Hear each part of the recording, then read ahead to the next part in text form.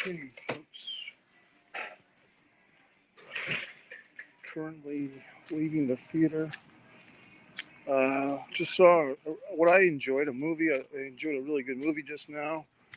A lot of depth, a lot of intrigue, uh, family story in a sense, somewhat of a gangster story in another sense. The movie is titled The Devil You Know. I just saw that tonight, and I saw Mothering Sunday yesterday morning, which ironically enough was a Sunday morning at 11 o'clock a.m. I saw Mothering Sunday. I guess I'll talk about that one first. First of all, this is the type of movie that I traditionally not really into, like a period piece as they call it.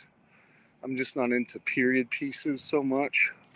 But this movie did have a lot of nudity of the main actors, which kept things a little interesting. Very brave, as they say, or exhibitionist, depending on how you look at it, for these actors to be showing their naked bodies in this movie, in an artistic way, of course. But I like the movie, Mothering Sunday. I enjoyed it quite a bit. A story that about halfway or 2/3 of the way through, I was wondering if it was based on true events, but it wasn't. But I think that's to the compliment of the film and the filmmakers and the story in general, that I was wondering, did this stuff really happen to somebody? So what's Mothering Sunday about? Well, it takes place, I believe, in the 1920s. I believe kind of like right after the First World War, or maybe during the tail end of the First World War. And there's a bunch of characters. The main character, I'm trying to remember her name, beautiful actress, very good actress, playing this young lady who works as a maid, a servant, for these rich people.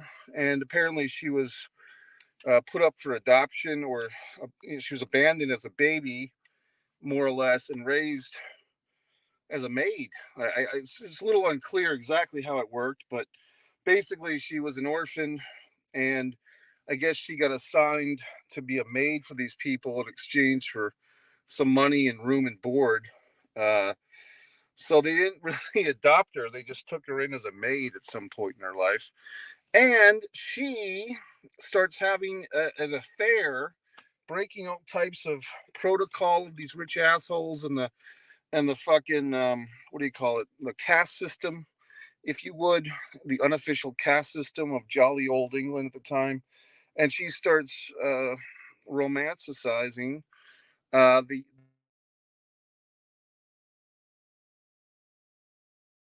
very exciting, and it's very interesting. So I thought the movie was good, and like I said, there's some twists and turns. Obviously, their affair, uh, they do not speak of in public, because she is a maid and he is a rich man, a rich young man. And even though they have this passionate chemistry, which is on full display in the film, we get all the passion that we want in this thing, especially on a Sunday morning. Maybe a little too much of his passion, to be honest with you, for my taste. But we get a lot of her passion as well. And the movie was quite good. So, I mean, it's a movie where you can kind of pretend to be a sophisticate, but get your jollies off, because there's all this sex and nudity and intrigue in it. But I thought it was a good movie. I enjoyed it. I never saw that Uma Thurman film, Dangerous Liaison. Maybe I should watch that at some point. That was the big hype when I was a child, was this Dangerous Liaisons movie, but I've never seen it. I wonder if this movie was somewhat in that ballpark. Kind of a great tragedy, this film, Mothering Sunday. It takes place on Mother's Day, apparently, in 1924, I believe. Like I said, I thought it was based on a true story, but it was not. It reminds me of my film, The Impeccable, which takes place on May 5th and was actually filmed on a May 5th. So, happy, hapa, hapa, Cinco de Mayo. Biatch. Then you've got the movie I just saw, The Devil You Know, Omar Epps. Nice to see him in a big movie. He used to be a guy I would watch on MTV. He was a DJ or a VJ on MTV. Omar Epps, talented gentleman. Um, this movie I liked quite a bit. There's a certain soft spot I have for I guess I don't know what else to call it. African American eccentric films or African American, not eccentric, but based films. This film I thought was very good. I mean, I guess you'd have to see it to tell me if I'm right or wrong, but it seemed like an accurate portrayal of an African American United States contemporary modern day family, just trying to do their own thing. Very tight knit family, and then there's four brothers, literal brothers in the family. The two parents are still alive. The matriarch, the patriarch. They all gather around for Sunday dinner, and the four brothers bring whatever chick they're dating at the time, and so forth. And I guess there's one sister in the family too. So four brothers and one sister, and all the guys bring over their women, and blah blah blah. And at the beginning of the movie, we see a little foreshadowing of this other storyline that's going on, which is basically a armed robbery at a house that goes askew, and that kind of overlaps with this family that has the four brothers, and two of the brothers, Omar Epps, has had some criminal history. He served some time in some blown up charges. He basically had a fight with the guy over drugs, and the other guy died from a brain aneurysm, but they charged him with manslaughter, and so on and so forth. And so he's just out of jail, trying to get back on track. His father gets him a job at the bus station, not the bus station, being a bus driver, which is a pretty respectable job. But then another one of the brothers is in dire financial straits, and he gets caught up in a bad situation with some scumbags, uh, which kind of goes back to the foreshadowing aspect. And there you go, we're off to the races. Nice to see Theo Rossi in this movie, a gentleman in my buddy Tommy DeNucci's film Vault. Theo played the lead in the film Vault, so I actually met the gentleman in person. We shared a men's room a moment, nothing like that, just a hello in there.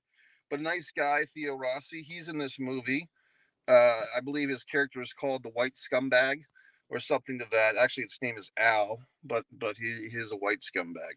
A lot of actors that I didn't recognize in this film. I think I just recognized Omar Epps right away, but very good acting. I thought a lot of characters. Kind of an ensemble piece here. Although Omar Epps and Theo Rossi and a couple of the others were the central characters. There's probably at least 15 or 16 characters that you kind of got to remember in this movie.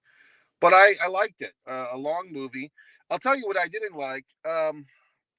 This was a horrible audience that I shared this film with. There was actually people here, but in the front of the fucking theater, it was only a 37 seat theater, because they tell you the seat capacity on the out front. And there was a couple in the front, and I'm trying to give the guy the benefit of the fucking doubt, because there was a guy, like an older gent, probably 60-ish, and I don't know if he was talking on his phone or if he was fucking narrating the movie to his wife, who might be blind, because it sounded like he was doing a fucking play-by-play for a wrestling match, telling her what the hell's going on in the movie when the movie's right in front of her. So maybe she was hard of seeing and couldn't see the fucking movie, and that's why he was talking the whole time.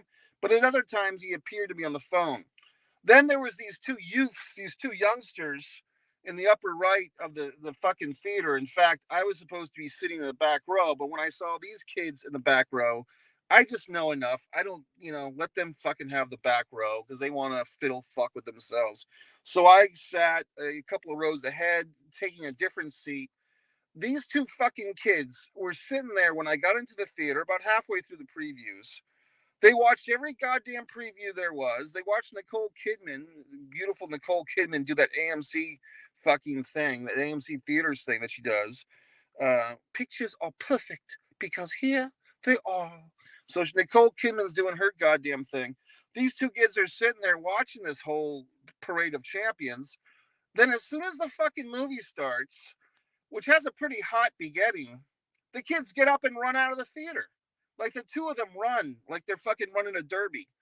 And they come back about 5 minutes later with fucking soda pops and they get all their snacks and their hoodies and they're unwrapping shit. And I'm like, asshole fucks, you realize that the first 5 minutes of the movie is like a lot of vital information just happened. So no respect for the goddamn cinema. I mean, you don't fucking get up and walk out of the theater just as the movie is beginning. Unless you've seen the movie before, which I don't expect that these fucks have. So just total disregard for the cinema. The guy in the front's talking to his fucking wife. Then, like 20 minutes into this fucking movie, which is good by the way, this woman comes in with like her kid. It looked like a 9 or 8 year old kid. This is not a type of movie you want to show to an 8 or 9 year old kid, okay? But like 20 minutes in the film, you're coming in, like not 20 minutes past the start time because the previews go for 20 minutes. So you have a little fucking gap time, okay? She's coming in 20 minutes past that, like into the fucking movie. I'm like, you're missing a lot of vital information here. So I just don't understand it. I mean, it's just deplorable. And in my younger days, I would have fucking yelled at somebody. You know what I mean? But I'm trying to be a nice gentleman. I'm in the South now. I was warned by a friend of mine that I had to control myself in the South because you never know who has a fucking gun. So I didn't say a goddamn word to any of these fucks. Although they had no respect for the cinema, they had no respect for themselves, they had no respect for me, and they couldn't be silent during a goddamn good movie. So I like the fucking movie, The Devil You Know. I'm just a little angry with my co-audience, okay? Mothering Sunday that I saw yesterday morning in fucking Disney Springs, 11 o'clock start time. There was one other person in the theater. I think it was like a 70-year-old man sitting down in front. Also, Saturday night, I went to see the boxing match on the big screen. Heard all this goddamn hype about, I think the guy's name is, I don't know if it's Garcia or whatever the fuck his name was. Was not a great fight. It was an okay fight. There were 4 fights on the show. The women's fight boxing match was pretty good. It was only $20, but I enjoyed it. So that's it, folks. That's your Mike Messier instant fucking movie review. There was no comments. I specifically told you that comments and questions were welcome, but nobody bothered to make a question nor a comment, okay?